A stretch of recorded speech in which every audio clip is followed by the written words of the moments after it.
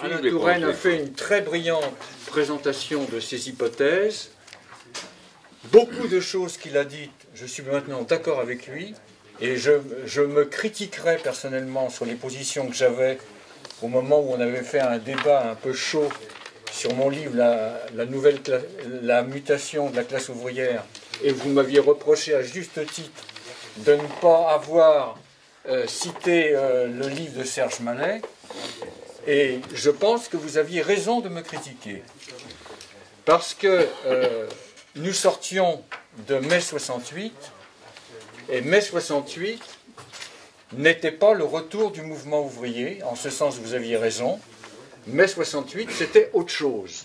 C'était, comme l'a dit Daniel Tartakovsky dans son ouvrage sur le Front populaire, il y a un cycle qui s'achève avec la période 36-68, et il y a quelque chose de nouveau qui commence. Mais l'objet de ce qui commence est vraiment très compliqué à définir.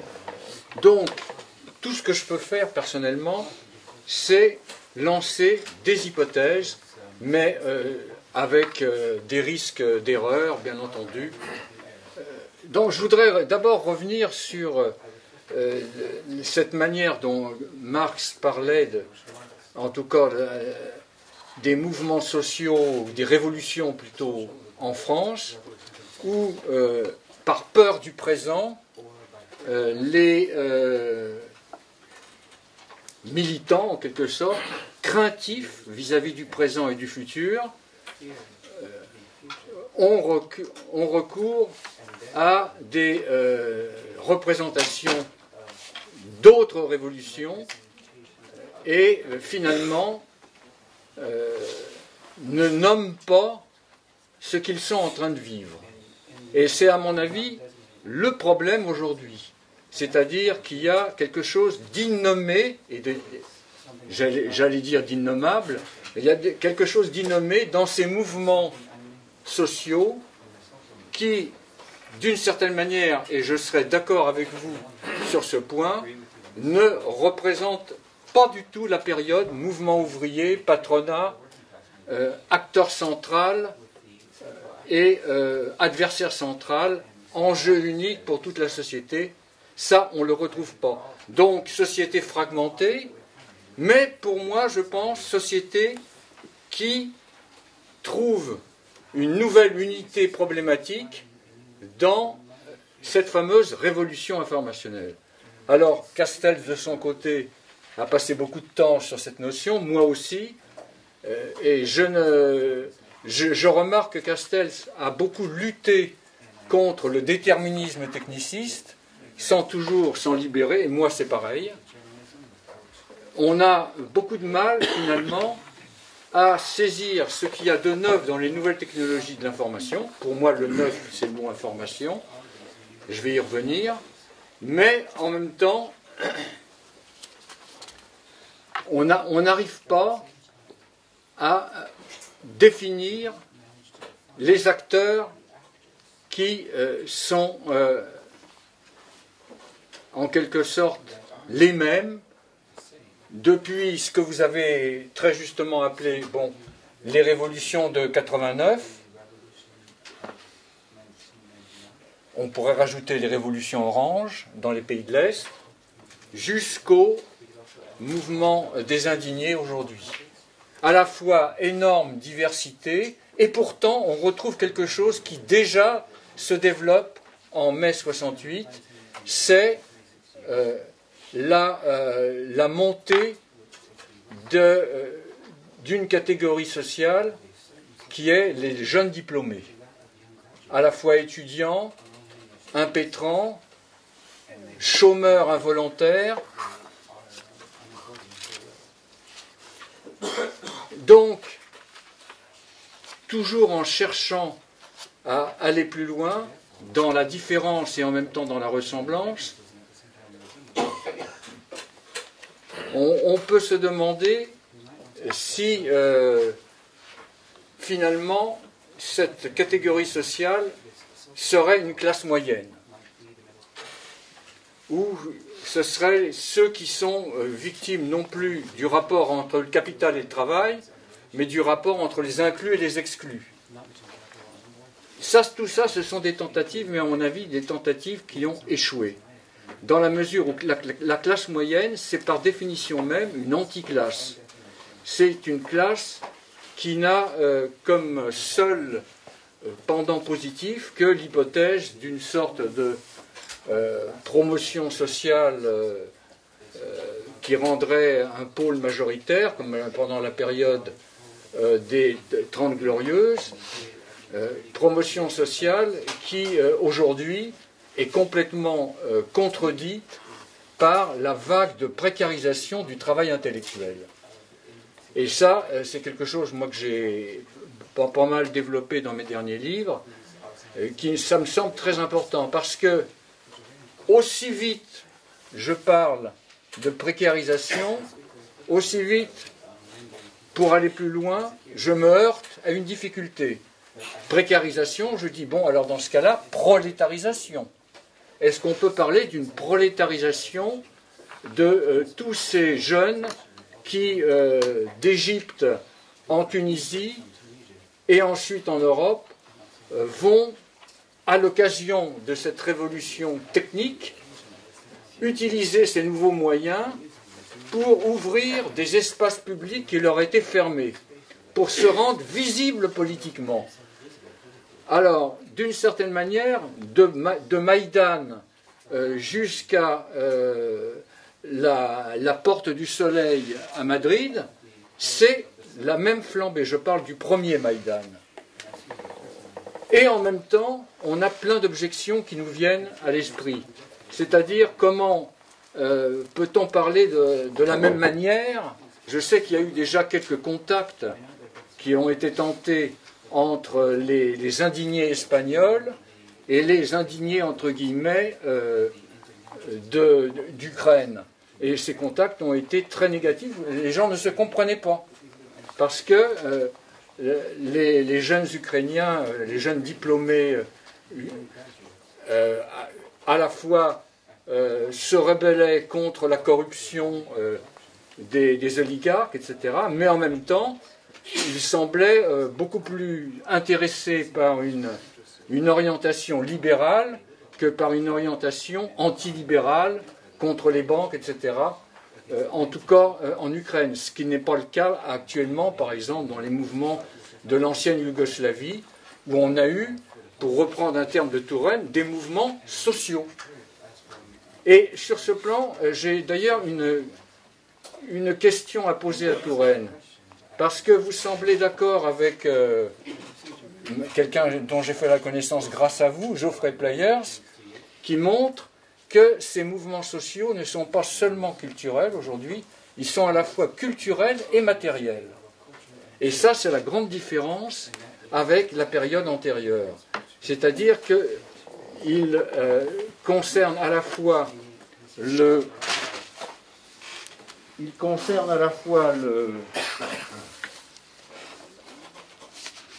les revendications d'ordre économique, avec au début le problème de la précarité, le problème du chômage, mais en même temps aussi un problème qui a été soulevé très justement par votre collègue au Cadiz, Farhad, dont je n'arrive pas à prononcer le nom.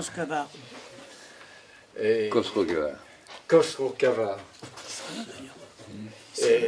Il a bien montré qu'il y avait à la fois revendication économique et revendication de justice sociale. D'ailleurs, là, on retrouve vos thèmes éthico-démocratiques. Donc, on a affaire à quelque chose de nouveau. D'ailleurs, je m'étonne un peu de votre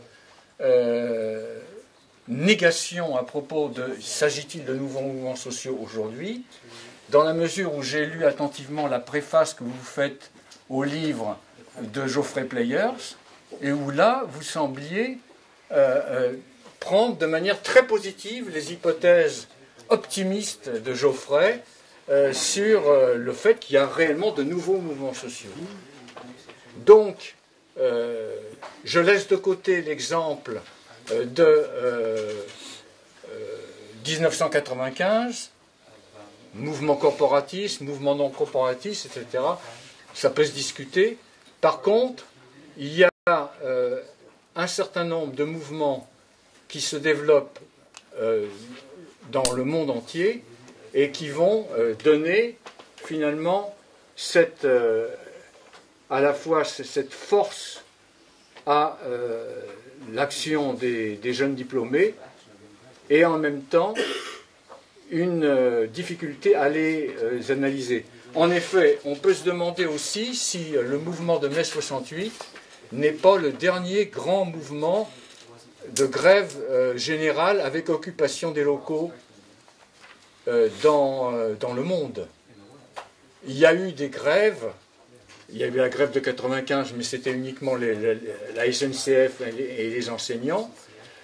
Par contre, il y a des transformations profondes, alors je n'ai pas le temps de revenir sur ce point, dans le domaine du travail, dans le domaine du management, qui font que les grandes concentrations ouvrières qui permettent la construction d'un mouvement ouvrier fort, ces concentrations industrielles ont fait place à des systèmes beaucoup plus décentralisés, des systèmes beaucoup plus,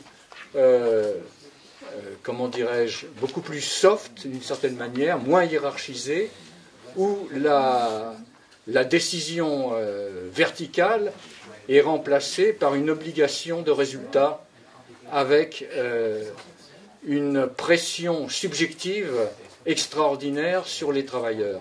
Alors, ce qui n'est pas pour moi un absolu, il y a des preuves de contournement en quelque sorte du management, mais il faut bien reconnaître, vous y avez fait allusion à Auroux, j'ai été, vous le savez, moi-même très optimiste pour l'analyse des groupes d'expression directe.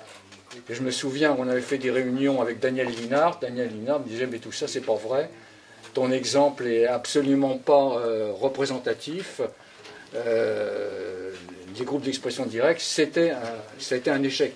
Pour moi, ça n'a été qu'un demi-échec, car il y a eu dans les entreprises que j'ai étudiées, l'outillage à Boulogne-Billancourt et la fabrication des radars à Thomson-Sartrouville, il y a eu, alors ce n'était pas un mouvement social, mais il y a eu quelque chose de très important pour moi, c'est l'intervention dans la gestion. Et j'ai retrouvé un texte que je vais vous citer, un texte de vous, avec lequel qui m'a paru très important, où vous parlez de l'information. Je vous cite. Donc, c'est un texte de la Société post-industrielle, 1969. Dans une société de plus en plus tertiaire, c'est-à-dire où le traitement de l'information joue le même rôle central que le traitement des ressources naturelles a joué au début de l'industrialisation, la forme la plus grave de gaspillage est l'absence de participation à la décision. Et il est symptomatique que toutes les études montrent que la première condition de celle-ci est l'information.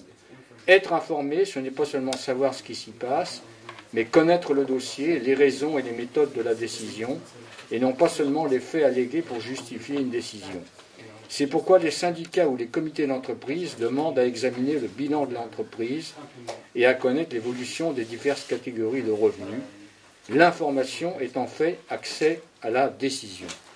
Alors, le seul point de divergence qui resterait entre nous, c'est l'accès à la décision sur la base de quelle ouverture de possible. Est-ce qu'il n'y a, pour dire les choses plus clairement, qu'une seule rationalité économique que finalement les syndicats gestionnaires, dans le cadre des catégories de syndicats qu'avait étudié Claude Durand sous votre direction au moment où je suis rentré dans le Centre d'études des mouvements sociaux, cette gestion est-elle en quelque sorte fondée sur ce que Max Weber appelle la au singulier, rationalité économique, la rationalité économique et la rationalité capitaliste, faisant un. Où y a-t-il ouverture des possibles, et dans ce cas-là, possibilité de nouveaux modes de gestion, la gestion perdant alors son caractère technique neutre pour devenir un objet politique.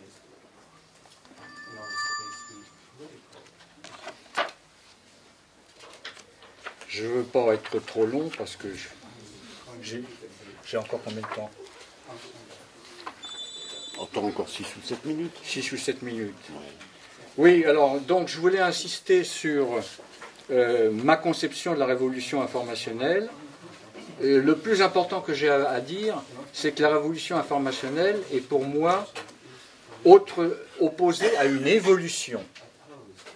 Car s'il y a évolution, et c'est dommage que Negri ne soit pas là, parce que je lui poserai la question, d'une certaine manière, est-ce que tu n'es pas amené avec ton hypothèse du capitalisme cognitif à faire de la société capitaliste en tant que telle une société qui engendre le communisme informationnel, qui engendre en quelque sorte toutes les potentialités qui sont inscrites dans la révolution informationnelle. Alors là, moi je dis non. Car pour moi, il y a rupture. C'est une rupture qui ne signifie pas la violence, mais une rupture qui signifie, ce que vous avez dit par ailleurs, changement de cadre, changement d'enjeu. C'est-à-dire qu'il y a l'enjeu, cette fois-ci, devenant l'information.